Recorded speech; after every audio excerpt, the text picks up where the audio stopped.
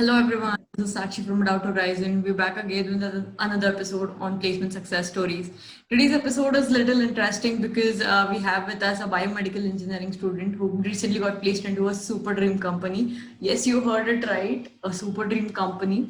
We'll listen to her ups and downs, and starting off with this, Ikshita, could you please give a brief introduction about yourself? Yes, sure.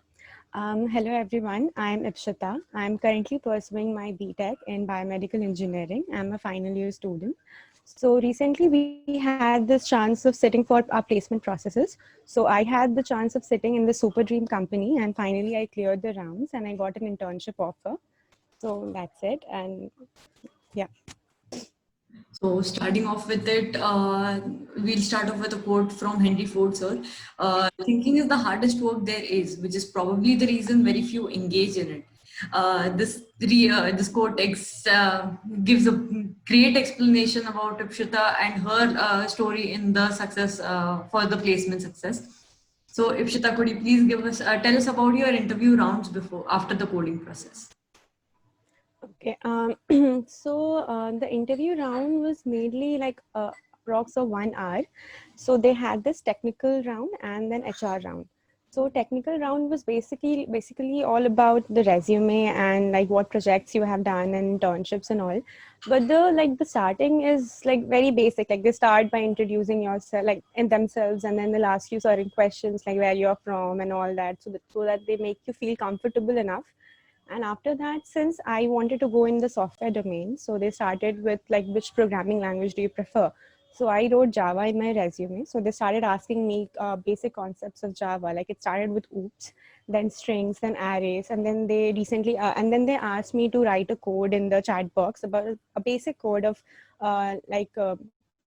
consider between two variables without using a third variable.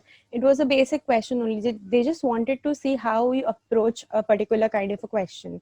And then a little bit questions about array, inheritance, and exception handling and all that.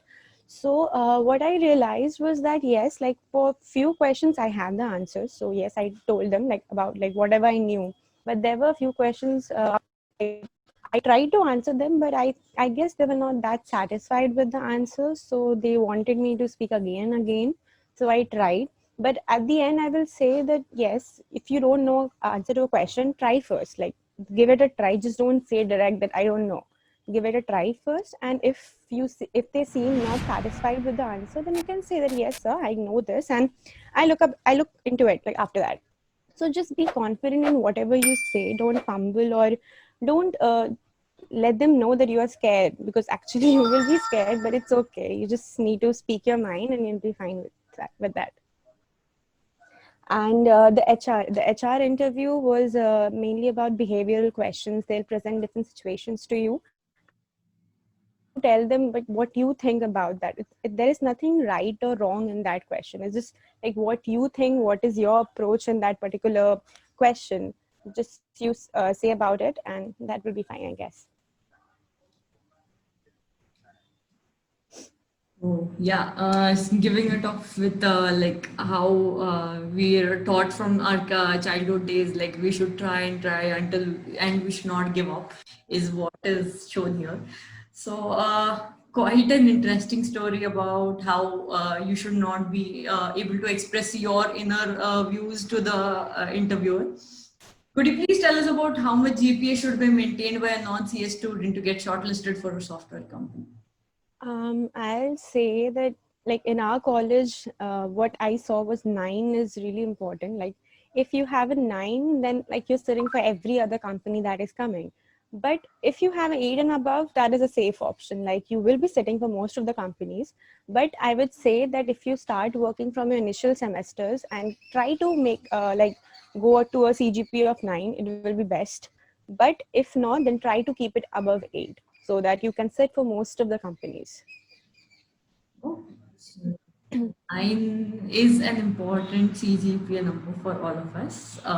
It's a dream for most of the students and a pride moment for half of them.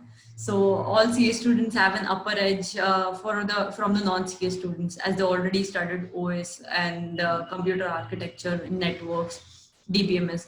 So how should the non-CA students prepare?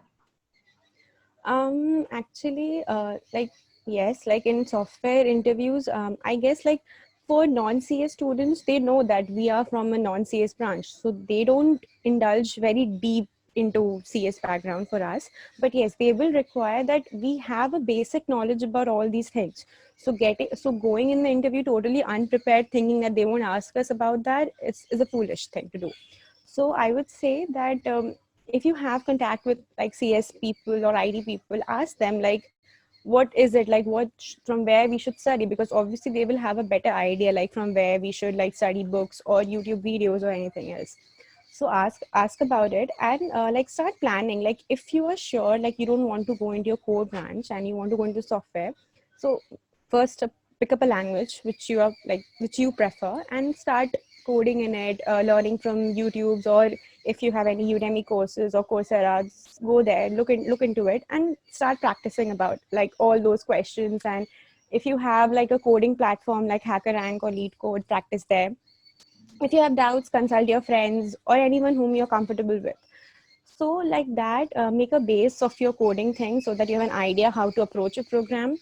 And for other concepts, I would like to say that if you have the chance of taking electives like DBMS or OS, if you get the chance, please go for it. Because yes, you can do it online, but like to do projects also, and like you have a much better experience through all those things. So I would say that if you get the chance, surely do it. Otherwise, there are multiple channels on YouTube where you can refer to these courses and actually make proper notes and go through them. And just don't be like don't give up. Just take one topic at a time, learn it and move forward, and I'm pretty sure you'll crack the interview. Sticking to it is what you are advising. Yeah. What is the level of the competition that you faced? Like, how was, did you feel inferior or something like that? Initially, it was because, like for me, a biomedical branch is something like it's not everywhere. Like when the lists come, like for the eligible branches, sometimes our names are there, but when the shortlist branches come, like because it depends on the company, like which branch they wanted. So most of the times our branch was not there. So it was really hectic and irritating and frustrating. Everything like all of us used to talk to each other, like our branch people, and you were like, we don't want to sit for placements. This is bad. This is like we all used to say multiple things about that. But I realized that it's okay if your name is not in the branch name or anything, because at the end I the main point is that yes, opportunities in other companies, maybe not in the companies that you want, but it's okay because you have a branch and they have a preference. So you just don't give up at the thought of like, okay, my name is not coming in the list, that means I'm not worth it or anything. Just don't think about that. So recently, our college is doing a lot to bring in a lot of companies. Like we are getting a lot of chances to sit for other companies as well. So I will say that just go for it. Like whatever your concepts are, just be ready with them and give your best. At the end, you will get a company, and I'm pretty sure you will land where you have to. Like it might be late, but you will. Just don't give up. Totally, I totally agree with you on this point about not giving up and throwing it in the face of the problems that is coming to you. So, can you please share a light on the projects that you've done or the projects that generally are of our core subjects and they prefer like like software development and such kind of projects? So for a CA student, these projects are easily done, but how did you manage the projects that were away and different from the CA students' projects? Actually, being a biomedical student, I had mainly image processing projects with me, which I was more confident in. So I wrote all those projects in my resume. But yes, I had this question in my mind, like, what about other people? Since I am sitting in this CS company, they will think that do I have experience in a project because other people have? Like, what is it that makes me different, or what is it that I have? So what I did was like I first of all asked a lot of people about it. Like, what if I don't have any CS project with me? Will it hamper my interview process?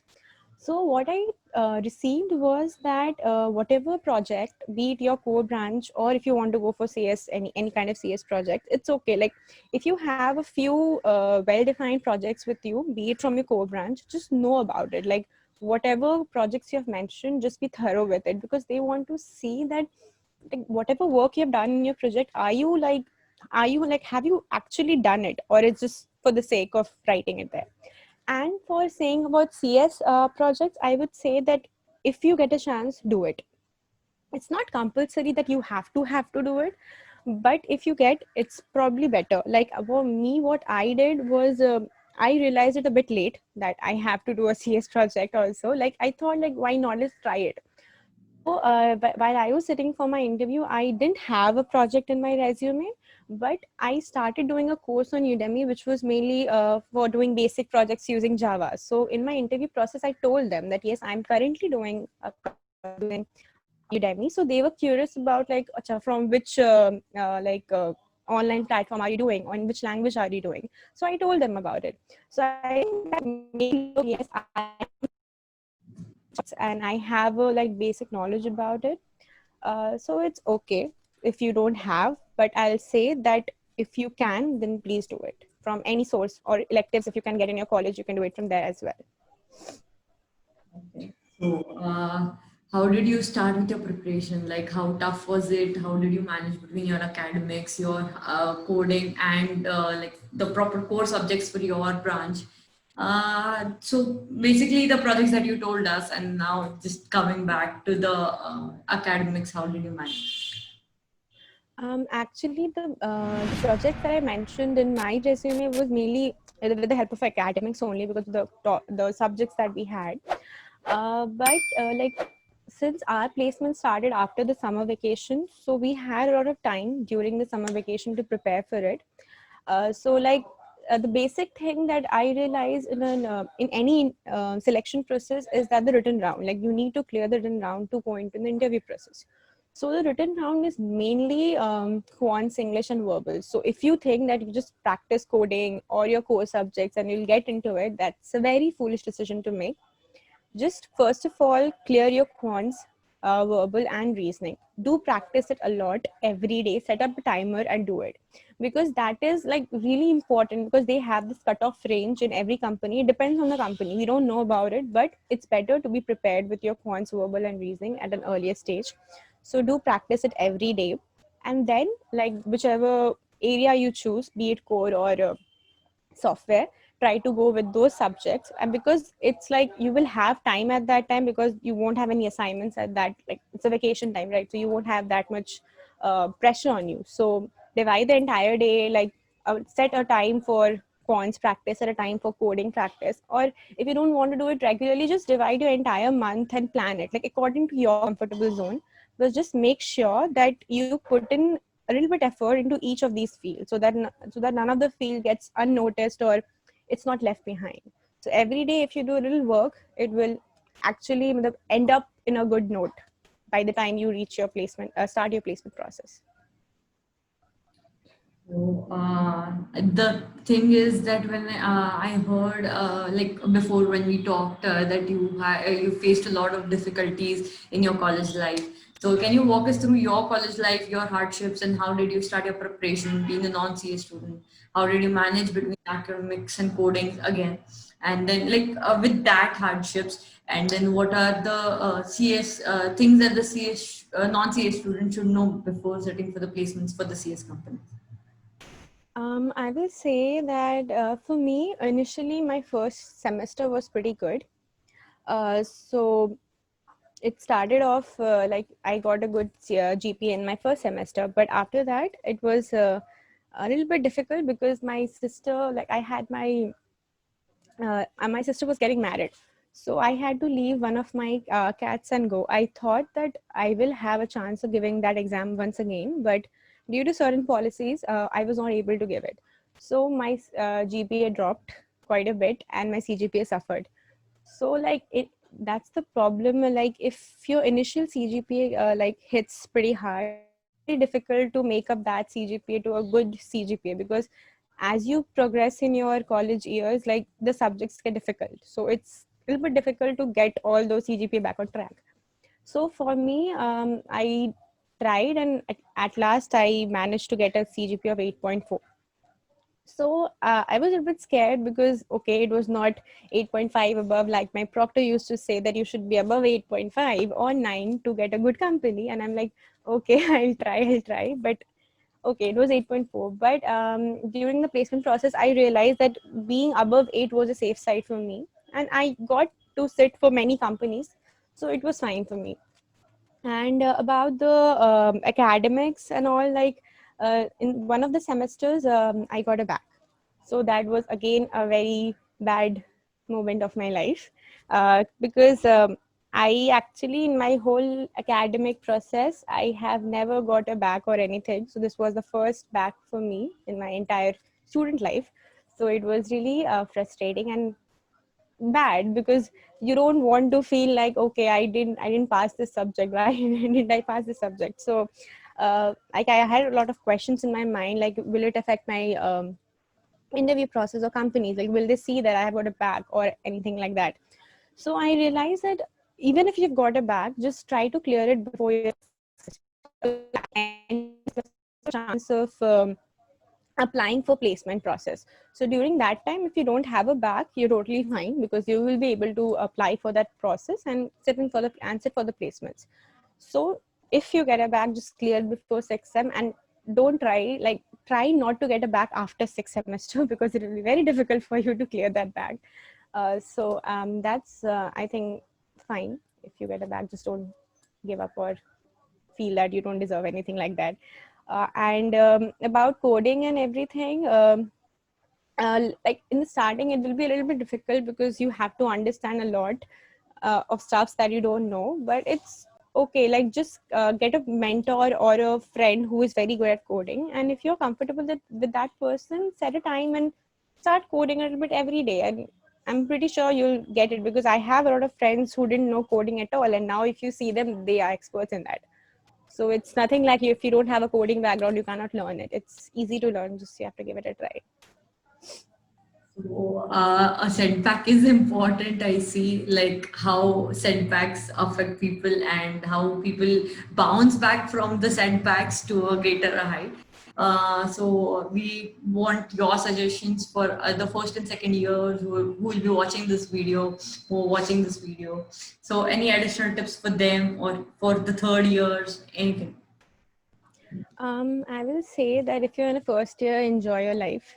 You have a lot of time to sit for your interview, so don't stress about that. But if you are near like end of your second year, try to like start thinking like, is it the core branch you want, or is it the software you want? Because at some point you need to realize like where you want to go. Because if you end that yes, I don't want to go into core, I don't want to go into software, it will be very late for you. So start giving some thought to it, like try to take subjects from different areas and see that if you're really interested in that domain, and if you find yourself interested in those areas, start putting up efforts into those areas and start your work from like, if second or third year, initially from starting of third year is fine, if you have a proper mindset that you want to go in this area. And also I would like to say that like everyone has a dream company, right? Like if you have a like thing like, I want to go to a software domain, so you will be like, okay, these come into our company. So you can be like research upon those, which kind of companies come and what they want, try to go into the site and see like what they want from us. Like in our college, like you will face with a lot of things, and you'll see like your friends are doing that this, and you're like, oh my god, I don't know any of these stuff, what are they writing? And you'll feel depressed about it. But it's okay, people do a lot of stuffs in their own personal sweet time. It's okay, let them do it. You focus on what your goal is, see if that company wants these things from you, and start doing that in at your comfortable, like whatever pace you are comfortable in. Don't see others, don't get jealous of others about these things. Just be focused on what you know and be confident about it, and I'm sure you'll make it. So, ending the session with this amazing story. So, guys, as you've all heard, some setbacks are important, and non-CA students get placed into the super dream companies. Don't give up on your hopes and your dreams. So, Thanks again for watching. We'll be back again with another episode. Thank you.